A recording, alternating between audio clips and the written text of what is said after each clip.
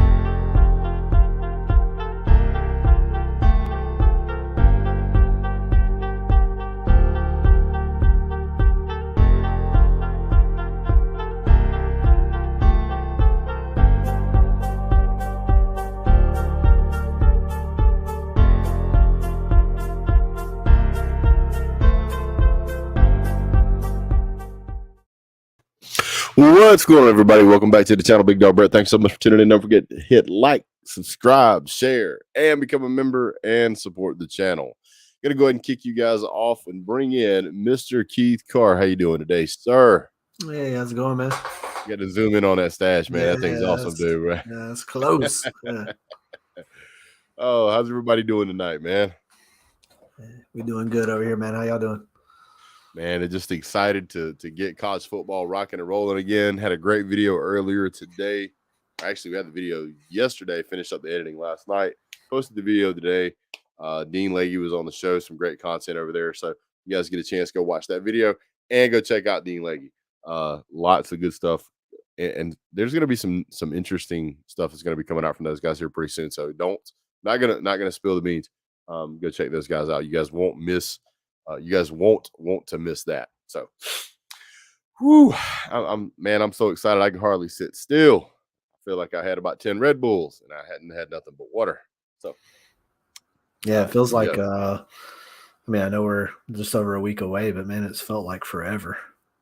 It has felt like forever, but it feels like to me like this last month has just ran right up on top of me, which I'm okay with. Okay, the last couple of weeks for sure have gone by quick. It seems. Yeah, which is unusual because normally, like the last couple of weeks is like painfully slow. It's like so slow, it just kills you. Yeah. But fortunately, I think we're going to get back into it really quick. I think the Oregon game kicking us off is going to be something. It's going to spur a lot of excitement on. I'm. Last year at this time, whenever we had Clemson coming up, I was more worried about that game than I am this game. Oh, absolutely. So I didn't quite have the same type of excitement. I had excitement, but not quite the same kind. So, yeah. We got D4 in the house. What's up, D4? How you doing, buddy? Yeah, last year going into that Clemson game, there was a lot of anxiety, I think, because, for one, we didn't really know what kind of team we had, and I know coming off of national championship into this year, every year in a college football, you don't know what kind of team you're going to have, right? Because the turnover is real every year for every team. Every team is different than the team that played the year before. But, the expectations, I think, are as high as they were this time last year. But I think people, a lot of Georgia fans are just, breathing a little sigh of relief for one to have the national championship is behind us. So there's not this just ridiculous pressure to finally go undefeated, and because it's the beauty of college football. You hang your hat on every single game, every single snap, and there was so much pressure for us to finally do something. That Clemson game was just huge. It was just going to let us know how last year's year was going to go, and I don't think there's as much pressure this year. I mean, it's a seemingly easier opponent. I don't know if that's going to end up being the case, but yeah, I mean, it's the excitement is there, but the anxiety is not. Yeah, I'm with you 100%. I do want to touch a little bit on the beginning of last year. Before the beginning of last year started, we had a lot of questions about our offensive line. We had a couple of questions about the defensive line. We didn't know who was going to play left tackle. We were not sure who the starting quarterback was going to be. We just didn't know, like you said, what kind of team that we really had and we were going to be, using. We just didn't know. And I feel like if you compare the start of this season to the start of last season, now forget what happened in the middle to the end of the season. I don't want to talk about that. We can talk about that later. But right now, if we look at the first 1 or 2 or 3 games of last season, where we really started to feel like that team was really starting to gel well and mesh well, and we started looking at each other and going, man, this team might have more talent than what we realize. I'm really curious as to how much of that is going to happen again. So, and it's not unreasonable to assume that it could, because at the beginning of last year, if you just said Georgia's got 15 NFL players on it, you just said name them. Yeah, and you might have got 6, you might have got 7, but you really would not have gotten to 10. You certainly would not have gotten to 15. So the question is that while Georgia did lose a lot of quote unquote starters, with as heavy as the rotation as Georgia had last year, which, I mean, we swap guys out all the time, I think you're going to see that there's not going to be near as much drop off as what people think. No, I mean, you look at, the defense. I mean, we had recruiting. These are the fruits of the labor that we had from the recruiting classes that we've had. I mean, these guys are the guys that are fixing to start playing were recruited just as heavily as the guys that just went into the NFL draft. So, and you got Jalen Carter, who is might potentially be another overall, number 1 pick. I mean, he's certainly projected to go in the top half of the first round for sure. A lot of people have him in top 5, if not number 1. I mean, he showed out on that defense last year. I mean, you listen to some of the guys talk. I mean, Jalen Carter was, he had some unbelievable games, overshadowing those guys that got drafted, so, and I don't think there's going to be nearly the drop off. I mean, the secondary is there. It's still going to be a stout defense. I mean, to expect it to be as good as last year, I think is just kind of wishing, because, nobody would have even expected what we did last year with the guys we had. So, I mean, I don't think anybody expects us to repeat that, but I absolutely am not going to say it's not possible with these group of guys, for sure.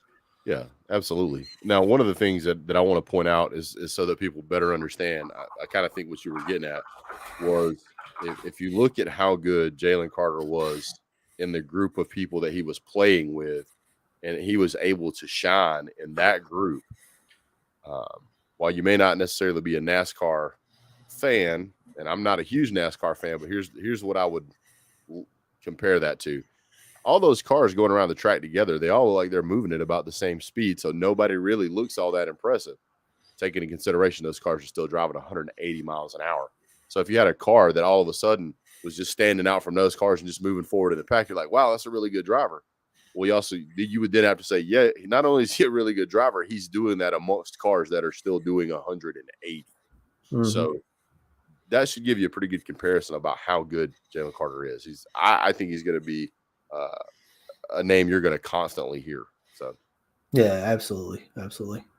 I did talk about this a little bit with Dean Legge, and I wanted to talk with you about it as well. Not Jalen Carter. Stetson Bennett. Yes, we got to talk about Stetson Bennett. We're going to talk about Stetson Bennett in every single show I do. It's just that's the way it has to be now.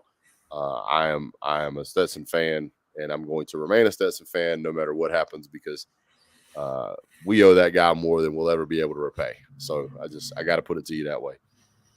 Stetson Bennett last year. I'm gonna pull up the games real quick from last year. Let me pull it up. And he didn't start all the games that we played last year. So Stetson Bennett, I think he started. Was it 9? I think it was 9 games he started in. Let me pull that up. Yeah, he started almost all. I think it was maybe 1 or 2. He didn't start. There was a couple games right off the bat that he didn't start. Yeah, so he didn't start against Clemson. I think he did start against UAB, but he didn't start against South Carolina because that's JT Daniels threw for 300 yards in that game. By the way, the only time that any player last year on Georgia's roster that threw for over 300 was JT Daniels in the Carolina game, and Stetson Bennett against Michigan, and Stetson Bennett threw for 340 yards in a game that we lost at Alabama. So if you'd have told me Stetson Bennett's going to throw for 340 yards and he's going to lose to Alabama, I would have been like, nah, that's both of those are weird. What I will say though is that he only threw for 72 yards in the Arkansas game, and he only threw for a little over 100 yards against Charleston Southern because they pulled him, I think, pretty early. He basically didn't throw it all in the Clemson game, and I don't think he really threw it all in the South Carolina game. So when you look at those, those were what we would call underperforming games if you're looking for a total game stat, overall season stat, and he still came away with 2,800 yards in passing. So I think if you add those games back to the mix, he could easily break 3,500 yards this season. Yeah, I mean, it's absolutely. I mean, I don't think we're going to have the running attack that we had last year. I mean, I know I may be, selling Kenny McIntosh and these guys a little short, but I think, with the emergence of these 3 tight ends, A.D. Mitchell out there at wideout,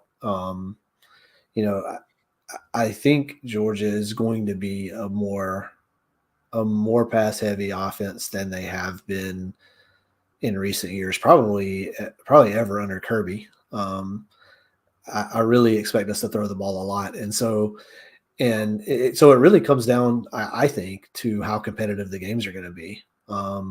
Because, as Dean said, and I completely agree with him, and this is kind of what I've said even on this show, going back to some of the last shows that we had, is, I mean, Stetson Bennett, his passing yards are going to be victim to how bad we defeat teams. Because, I mean, Kirby is just that way. If we're up by 3 scores after half, don't look for Bennett to throw the ball much. And in fact, this year, I think you're going to start seeing other guys get some snaps. He didn't do that last year, and I was very surprised by that. But don't be surprised to see Vandegrift and Carson get snaps in these games in cleanup duty. So Georgia only had 2 games last year where they scored less than 30 points, and that was in the loss to Alabama and in the season opener, which we were playing with a hurt quarterback. So, I mean, anytime you can average 30 points a game, that's pretty solid. I think Georgia's going to do much better overall this season, especially with all the weapons we have. I think you're spot on. I mean, it'd be interesting to go back, and I haven't done this, but I guarantee you it would be startling to look at those 2,800 yards and divide them up to how many of those yards were thrown in the first half versus the second half of football games. Yeah, that's I mean, especially if you'll go to like Vanderbilt. He threw 151 yards. It was a 62-0 game.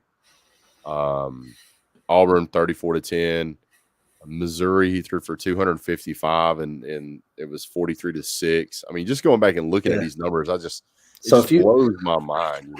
If you look at all the variables, for one, he's going to come into this year being the starting quarterback. It's the first time Stetson Bennett is ever going to have reps with the ones outside of scout team play. So he's going to have a whole off season of repping with the ones, repping with these guys that he's going to be throwing to. You add in the fact that I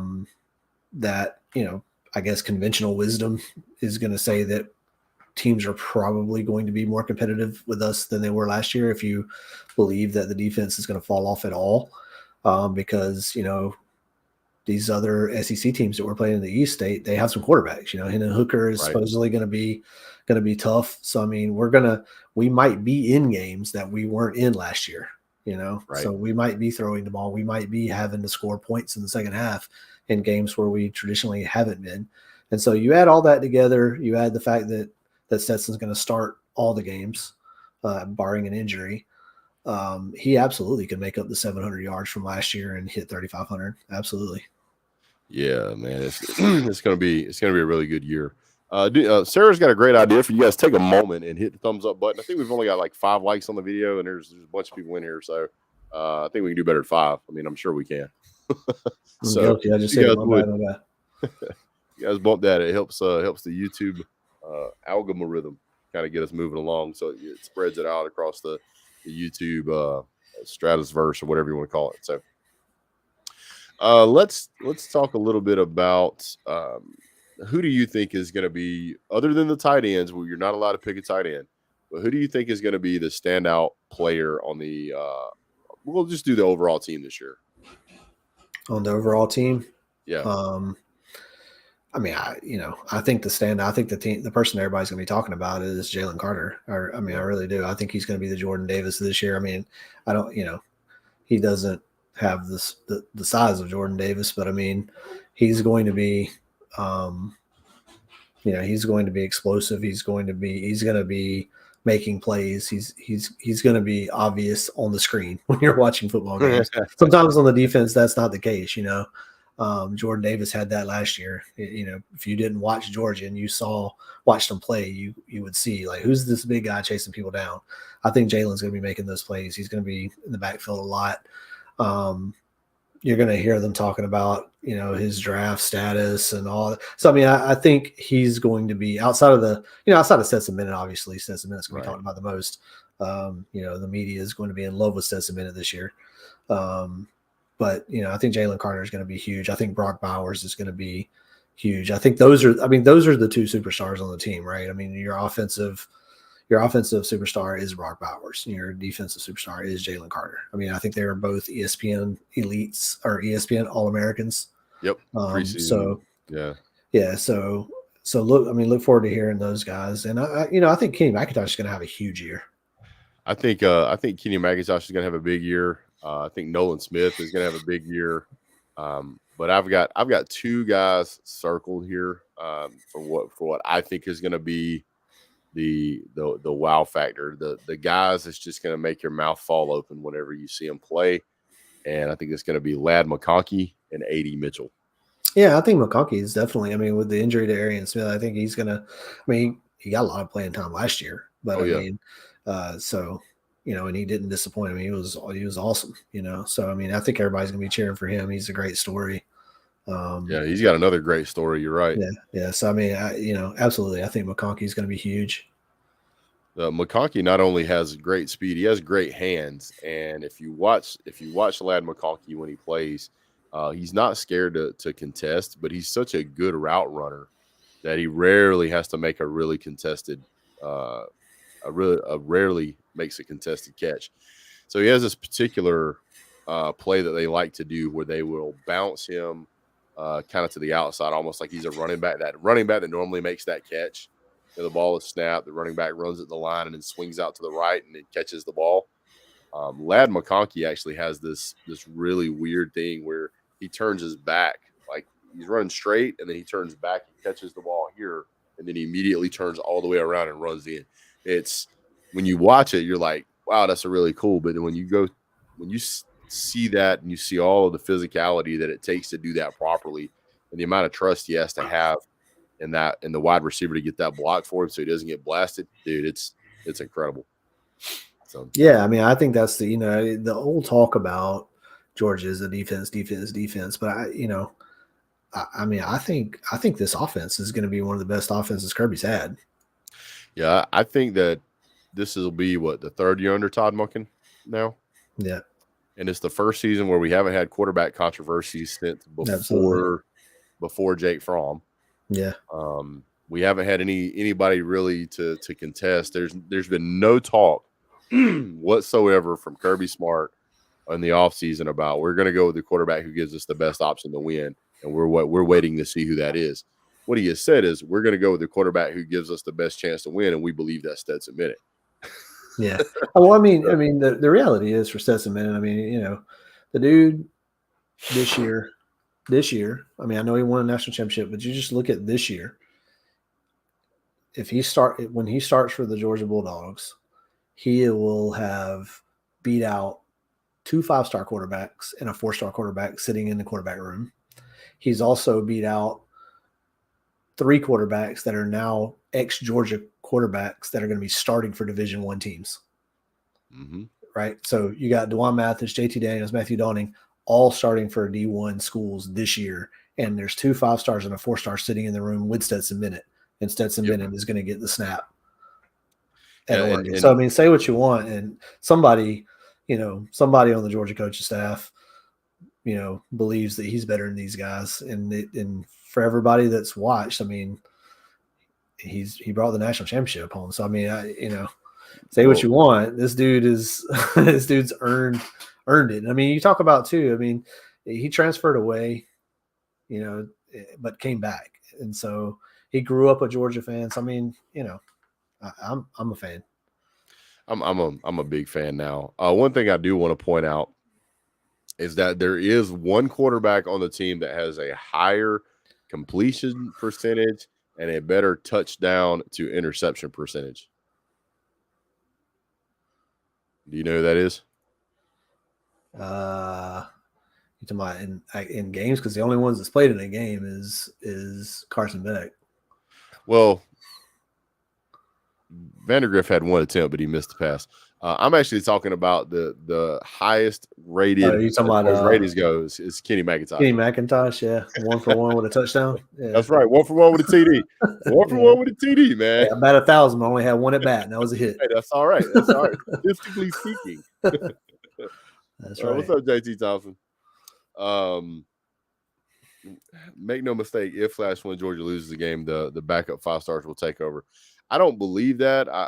And here's why, is because whenever Stetson Bennett could not perform in the SEC championship game, they put him right back in against Michigan, and he absolutely balled out. So, yeah, I mean, I guess I look at that from 2 different ways. I do think Kirby will be quicker to put in another quarterback, and I think that's only because he's more comfortable with someone else than he was last year. I mean, last year was crazy going into that year. We didn't know what was going on with the quarterbacks. Neither did Kirby, apparently. But, and so this year you got a little bit more stability, and you also have a little bit more – I think there's going to be a little bit more pressure on Kirby to get the next man up ready to go. So, I mean, like I was saying earlier, in blowout games, I think you're going to see some of these other guys play. And so – going back to what JT Thompson said there, I do not think that if we lose, he's just going to go with someone else. Now, I will say that if the reason that we're losing is because Stetson is just not performing, or they got his number, or he's, he goes back to the old Stetson where he's trying to be Superman and is not coming through, and we have to go with someone else, I could see maybe that if Brock comes in or Carson comes in and lights it up. I mean, that's the classic thing that happens anyways when you have a change into the quarterback. I mean, one of these guys is going to be taken over from Stetson at some point anyways, whether it be through the middle of the season or at the end of the year. Hopefully it's at the end of the year and Stetson balls out. But if I absolutely think that Kirby will be much quicker to pull the trigger on putting someone else in than he was last year, for sure. Oh, yeah. I mean, I think so, but I think it'll take a lot more, especially whenever Stetson has showed him that he can bounce back. It's not going to be just losing a game. It's going to have to be some type of complete collapse from Stetson. Well, and hopefully Kirby would notice that before it puts the game out of reach and actually pulls the Saban, because that's the one thing that I need to see Kirby do is to recognize that and make a change. We've seen Nick Saban do that in the past, where he's taken out Tua and put in Jalen, and taken out Jalen and put in Tua, and we lost both of those games because of that. but we haven't seen him make that progression yet. So hopefully, if he ever does, it will will work out to our favor. So yeah, I mean, I think we're fine. I mean, we have an embarrassment of riches at quarterback. So oh yeah, and the thing is that these guys know they're going to get their turn. So. What's going on, Alex MLD? One of our resident members, JC was in here earlier. I don't know if he's still here or not. Stetson is the guy this year, but I agree Kirby will play the number 2. He's going to have to because he doesn't have a guy coming back next year, and these guys are going to need more play time. The question is who is the number 2? I mean, who does he play as the number 2? It's almost got to be Beck, right? Because gotta be. If he hasn't told Beck that you're number 2, then Beck would have transferred, right? I mean, I'm really, really surprised that Beck is still on this roster. Well, I think Beck knows that he's number 2. And I think Brock Vandergriff is still learning a lot. I really do. I think he's learning a lot. So yeah. And I mean, Carson has to believe that it's going to be his team next year. He's going to get one shot, basically, right? Yeah, he's going to get his chance. I mean, what he's got to do is he wants to come in and play for 2 years and go pro, and that's kind of the cycle that you want these guys to go through. You don't want Brock. Don't want him to play 2 years though. No, Brock doesn't know, but there's again, like you said, an embarrassment of riches. I want to do something here real quick. I can talk about the Georgia-Oregon game all day, but what I will point to is that they haven't won a game against a top 25 ranked defense in, I don't know, a good 4, 5, or 6 years. You're certainly not going to walk into the very first game of the season and defeat the number 1 rated defense last year. Granted, we lost pieces, but we're not depleted.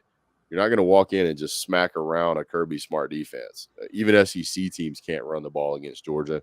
Nobody's been able to run for more than 165 yards against Georgia in the past 6 years, 7 years. The only team that did it was Florida. They did it for 165. So, and I may be wrong. Somebody, 4.5 years ago you missed, whatever. The point is that nobody runs the ball against Georgia. Teams know they can't run the ball against Georgia, and it doesn't matter whether we had 15 guys that were going into the NFL or having 2 or 3. We're certainly going to have a quality amount of. We have better quality now than we probably have ever had, as far as number of stars and depth of stars. The defense is going to be stout. You've got the masterminds of Kirby Smart and Dan Mullen running the defense. It's going to be difficult to run against Georgia, and everybody knows it. Everybody knows it, except for Oregon fans. They think they're going to kill us.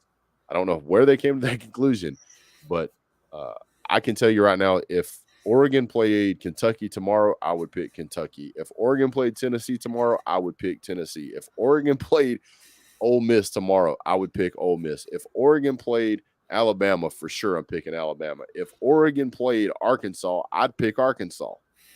And because all of these SC teams are super physical, the only real physical team that they played last year was Utah, and Utah smacked them around both times. So I just think you play a big physical team like Georgia or any other big SEC team, you're going to struggle. Yeah, and I think, I think that's going to be the case. Champ. Sorry, go ahead.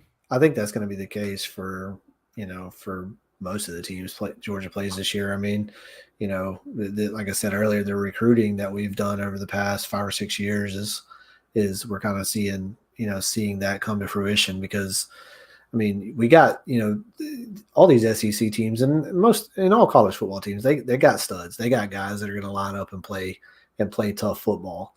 The problem is can you do it to that caliber for 4 quarters, and Georgia can, because again, we got, when our first guys get tired or whatever, we can basically we can bring in reinforcements, and we swap out guys throughout the game, and it just keeps everybody fresh. And there's not much fall off, I mean, there's just not much fall off at all. And there's not very many teams that can do that. I mean, Alabama can do it. These teams that are recruiting in the top 10 in the country every year, they can do that kind of stuff. And it really gives you some versatility as a football team and how you want to play. Do you, if you're playing against, a football team that's got some talent, particularly on offense, you can go out there and just kind of weather the storm. And then, when the second half comes around, you just tighten the screws, and a lot of teams can't stick with that. We've seen it with Georgia. We've seen it over the past few years, or definitely last year, where you had teams that could kind of hold their own for a little while, and then it just then they just couldn't. The levee broke. Right. And that's what's going to happen with Oregon. I'm not even sure they can play physically with Georgia through the first half, but absolutely when you get into the second half, those guys are going to be on tired legs, and they're going to be bringing in much lower recruits than what Georgia's going to rotate in. So even if they stick with Georgia through the first half, I think the second half runs away. It's going to be at least a 2-score game. I'm going to try and load up something here. I don't know if it'll even load, but I'm going to try. Here we go. Let me see. I don't know if I can share this. I don't know if it'll let me share this. I'm going to try, guys. I want to show you guys this video. Let me see if it'll work. I don't even know if it'll work, but we're going to try. Oh, video file. Maybe it will. Oh, boy. Might be on this. Oh, snap. Oh, here we go. I want to get to the top of the mountain. How can we be different? Well, guys, we have to train different. Not the way we taught. It's about what we. All right. I want you to pay particular attention to, I'm going to back up just a little bit. I want you to look at this guy's arm. This guy's wearing a sports bra. This looks like high school teams in Georgia. Am I wrong? I mean, I'm not trying to rag on him. I'm being honest. This looks like a high school team. This guy over here, I don't know what he's wearing on his head. What's going on with JT, man? What's wrong, buddy?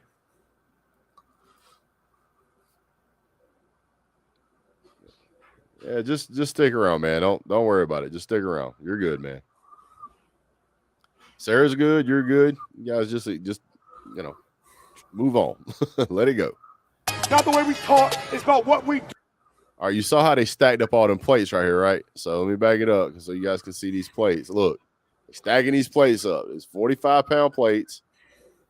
That's 4 45-pound plates. That's 405, I think, right there. Yep, that's just for those of you quick math. That's how 405, 180 on one side, 180 on the other side. That's 360 plus 45. That's 405. But so that's what they see. It's about what we do. They go through it so quick. Look, that guy's running how much? A 45 and a 25? That's 70 and 70 and 45. It's not that much. Look at this guy. This does not look like somebody who wants to get physical with a Georgia linebacker. All right, Keith. I want to test your math. How much is that? Yes, we have 45, 40, 135. I don't know. There's like 5 or 10 pound plates there. So I'm going to say like 145, something like that. Was muscle man right here. All right. Let me see if it was right here. Let me back it up. No, it's not this one. We'll get to the next one, though.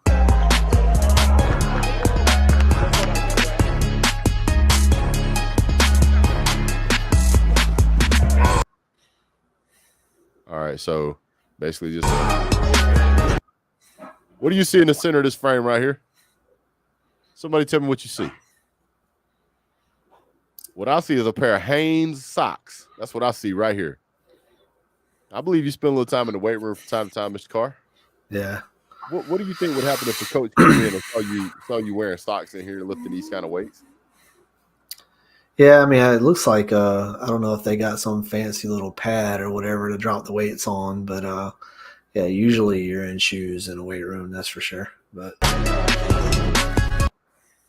we're back to the same guy again, flexing on this 145. I don't even know if that's 145. The yellow plates earlier were 25s. Yeah. So those might not even be 45-pound plates. But hey, I'm trying to get the benefit of the doubt.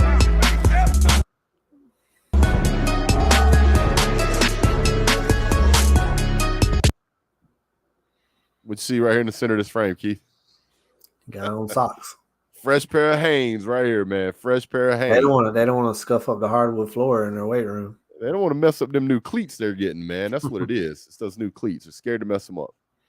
But this man's over here working out with 125 on one side and looks like 125. I mean, a 25 on this side, 25 on that side.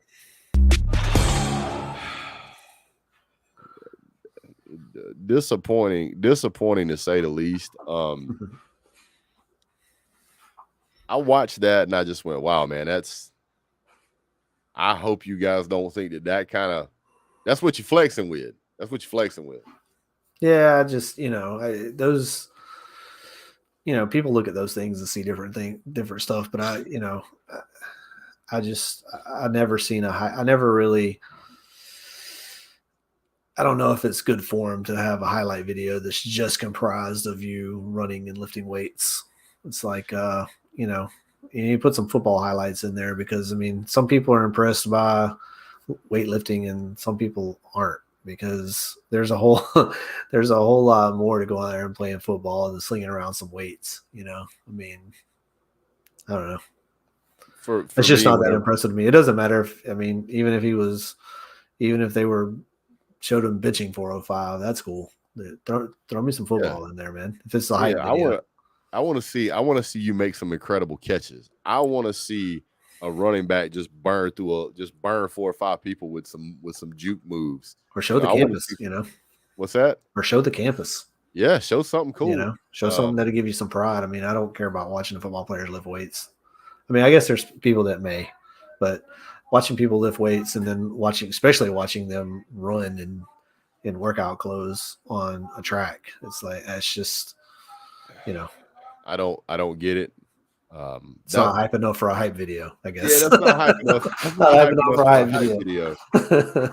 I saw that and I was like, that's especially when you're especially when your first game is against Georgia. It's like, man, you need to put some football plays, put some of your campus, and then splice in some weightlifting pictures, or some video. That's fine. Yeah. Excuse me, that's fine. But I don't know. Just what's going on, VicTube? One of our favorite resident Slob Olympians. We really enjoy having you here, sir. Thank you so much. If you guys get a chance, go over and check out VicTube. Subscribe to his show. He's a great guy. We like you. We like you around here, Vic. So now I do want to talk a little bit about the schedule here. I'm going to share screen here so we can see this upcoming schedule, which I think some of this is already currently grinds on. So let me see that. Okay. Get back over here. Okay. So guess what?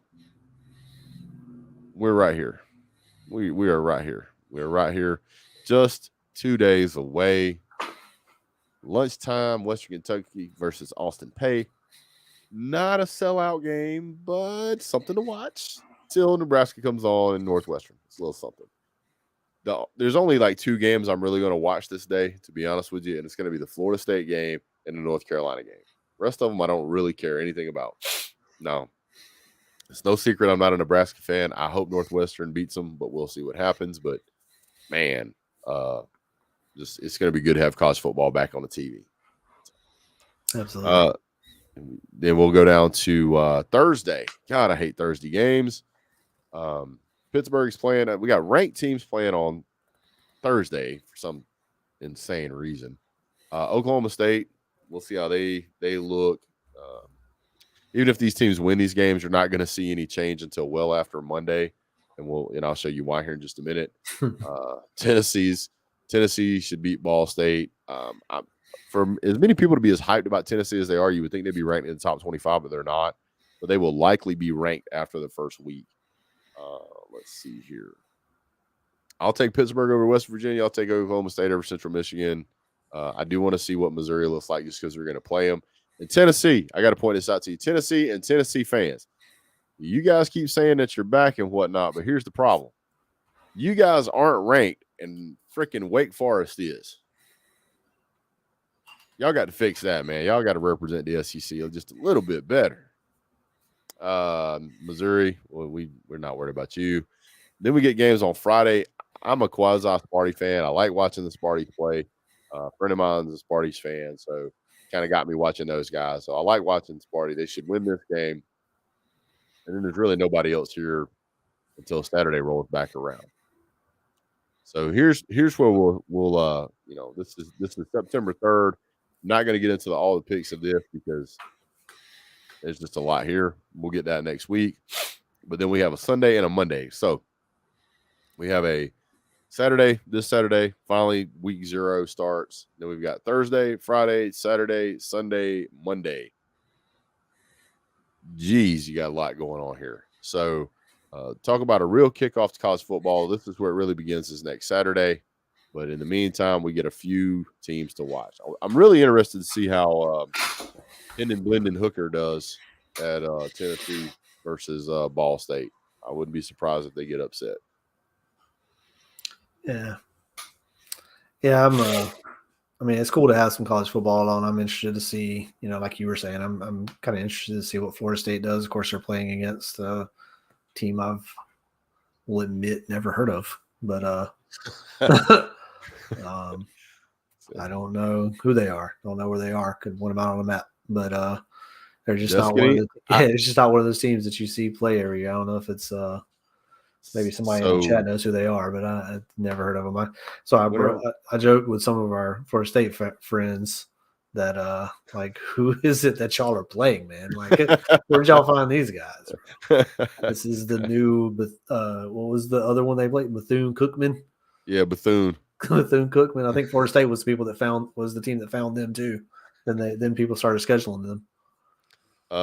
It says they're in the NEC, which I guess is the Northeastern Conference, but the only Duquesne. I'm gonna look that up because now you got my wheels. I don't know where they are.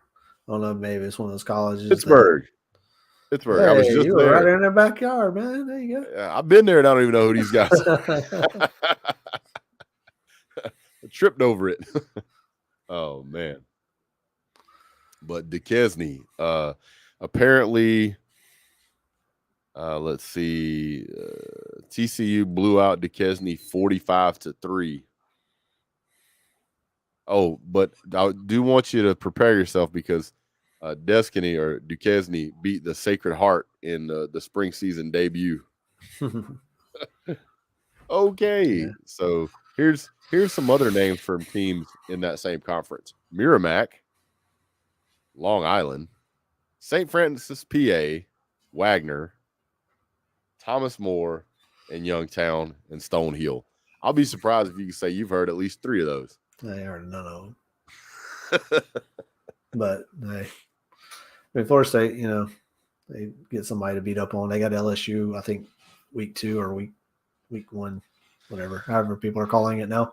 The second game, they got LSU. So I'm interested. I'm interested in that. I always have an interest in what Florida State's doing because. Well, Florida State actually, that I like giving crap. So Florida State actually has a pretty rough schedule this year, believe it or not. I mean, for Florida State, but I mean that's every year. But they play LSU, they play Louisville, which I fully expect Louisville to beat them. They play number 22 ranked Forest, they play number 13 NC State, play number 4 Clemson, play number 16 Miami, and then at the end of the season they play Florida. So another 6-6 season maybe. Yeah, things are looking up.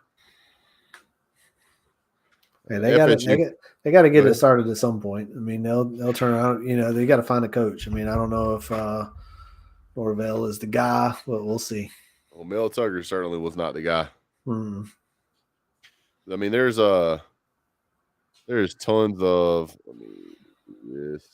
Yeah, we got a real treat in week 1 though with the week 1, like the week that Georgia plays with the Georgia game and then the Ohio State game. I mean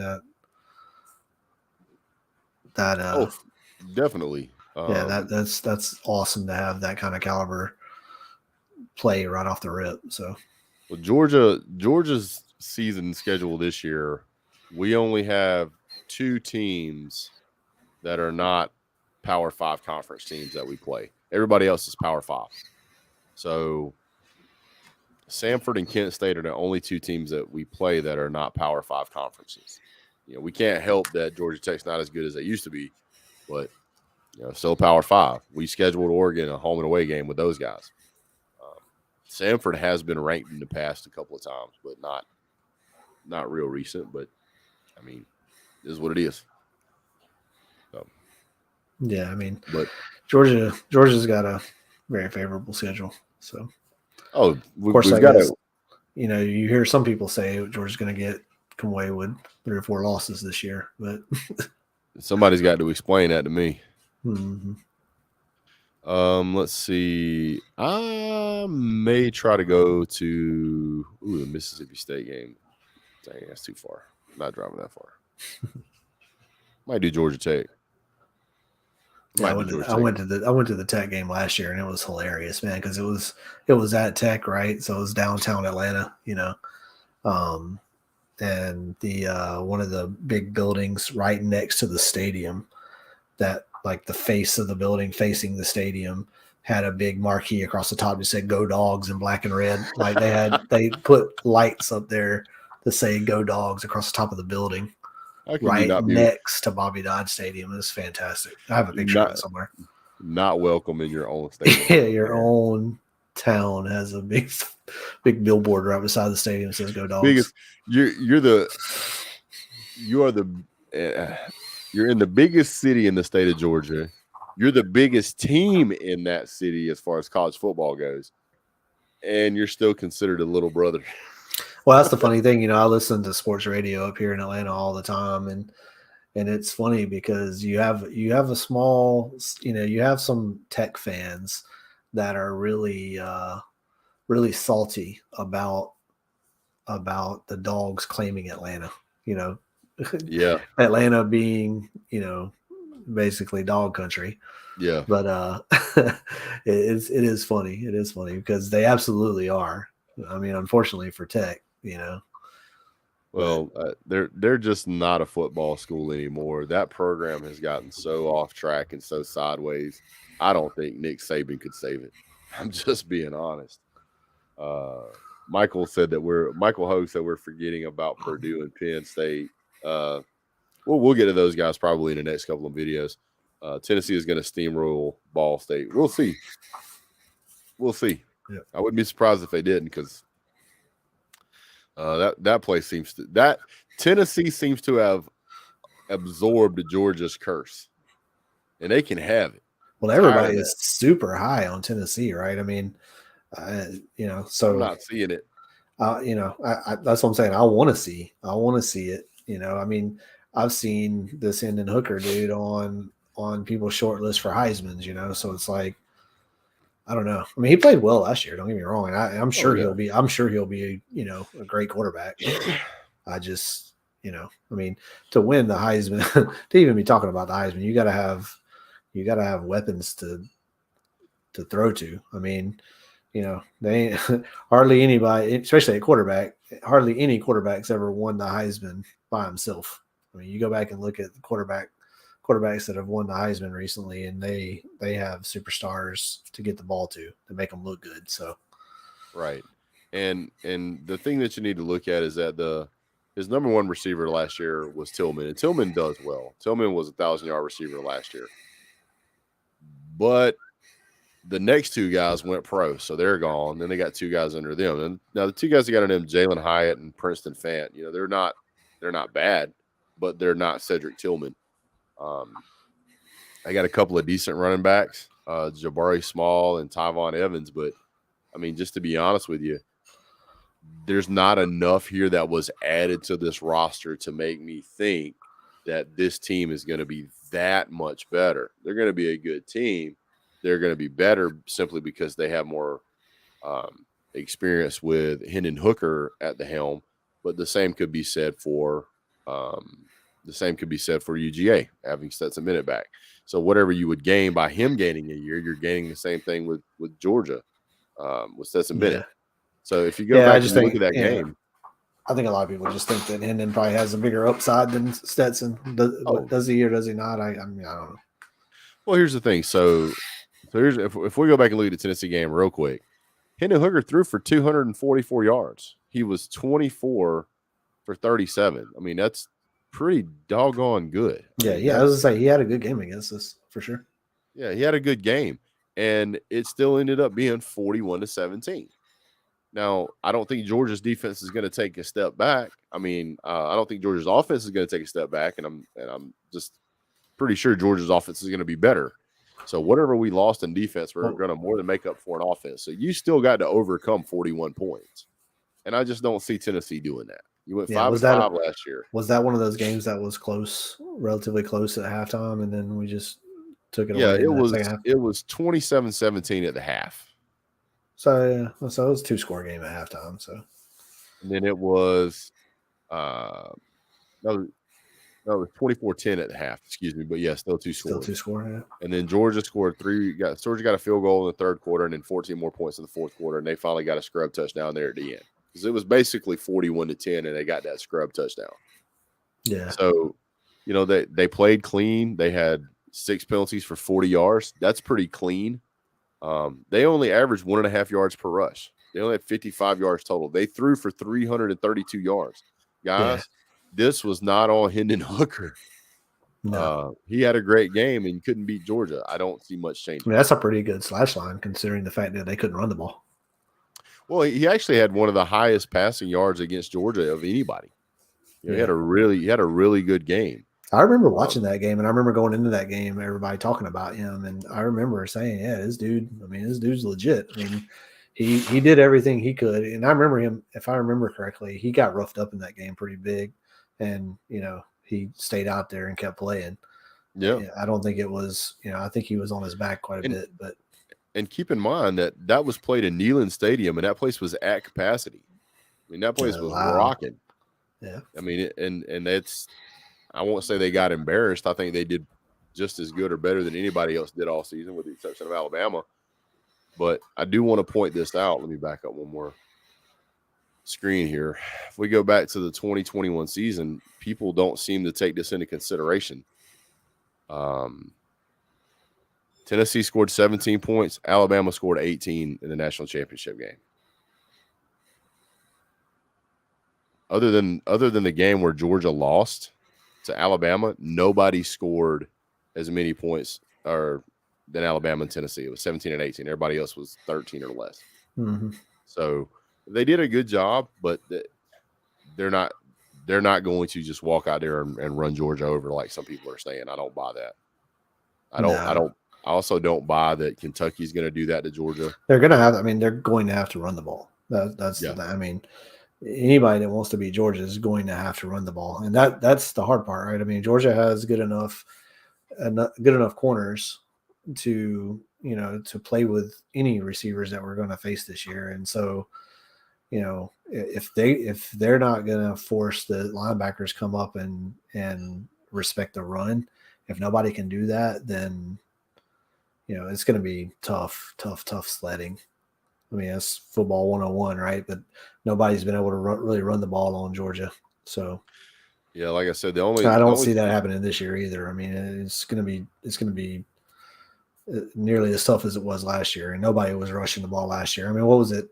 It was almost 2/3 of the way through the year before we gave up a rushing touchdown. So, yeah, I think the only rushing touchdown we gave up was basically in garbage time, right, where somebody tried to bang it in or something, if I remember correctly. I think was it Florida?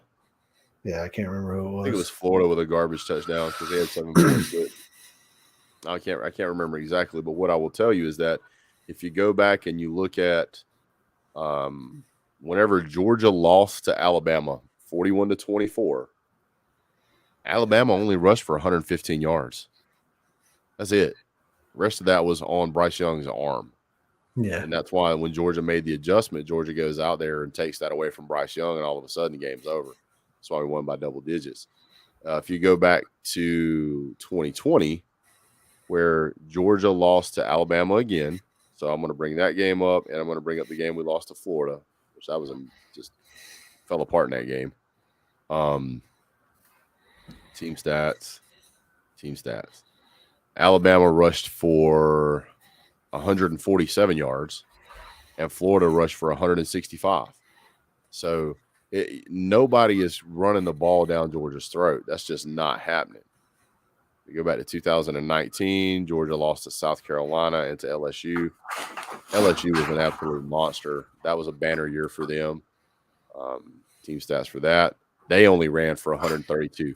Think about how good LSU was, and they only ran for 132. Yeah, I mean, somebody's gonna have to run the ball against Georgia in order unless Hendon Hooker ends up being Cam Newton or Jameis Winston or Joe Burrow or something. or a Tim Tebow, whatever. But I mean, even those guys had ridiculous guys to get the ball to. I mean, you can think back to that Tebow team. I mean, they basically had an all-star team. You look at the guys that played in the NFL.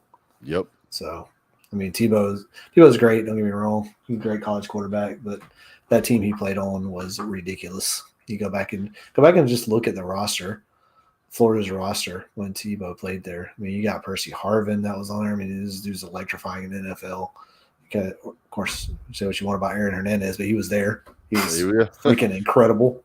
Yeah, incredible football player. I can't attest to his character, but I can attest to his football prowess. I mean, that team had Tebow, Aaron Hernandez, and Percy Harvin as 3 of their 11 starters on offense, and I'm sure that's just the 3 off the top of my head. Yeah, so there was a lot more than ridiculous. that. Yeah, that team was ridiculous, but the game that we lost in Florida it was Pitts, man, and the freaking tight end was killing us. I remember exactly. That dude was all over the place, and hopefully he'll be that way for the Falcons this year. So, but man, I think I got to run, man. Yeah, I think I got to do the same, guys. So, here's what I'm going to do, guys. I really appreciate you guys jumping on. As you can see, we're starting to get things ramped back up. It's going to be a great season. We're going to start it off with a really, really good game. I think that Dan Lanning is going to try to come out and put a respectable performance on the field. He's going to try, and I don't think that Kirby Smart's going to go out there and stand on his neck unless Dan tries to get cute. And if he tries to get cute, I think that Kirby Smart's going to drag him out in deep water and drown him.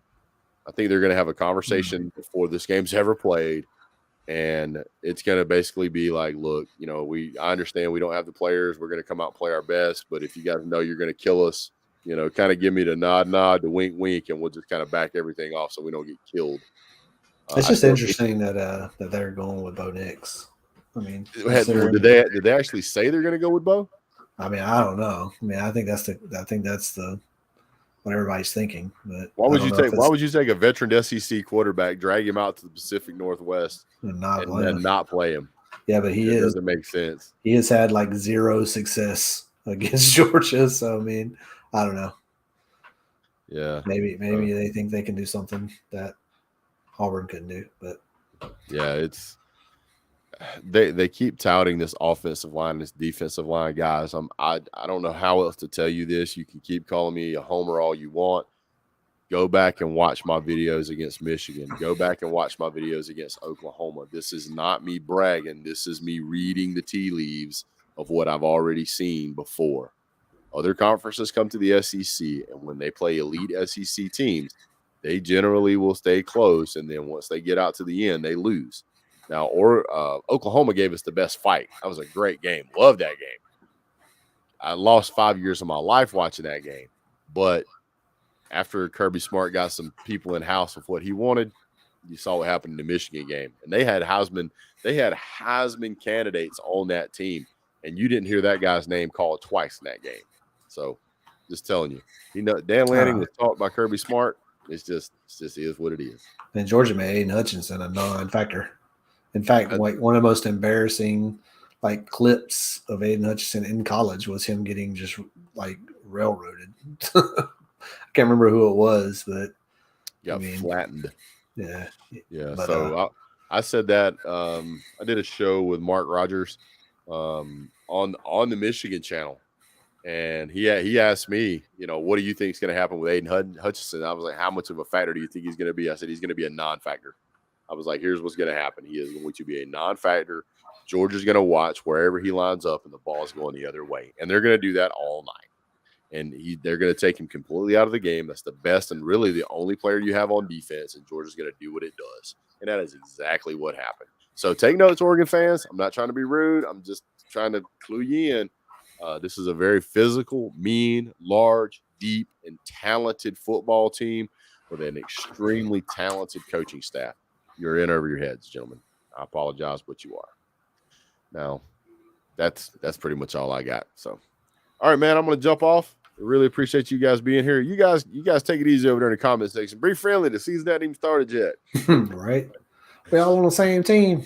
Yeah, we're all on the same team. Everybody's undefeated right now. So, all right, guys, we'll catch you guys later. Thanks so much for hanging in. We're going to do a countdown. So get your goodbyes in. We'll catch you later. Thanks, guys. Have a good day. God bless. Go Dogs.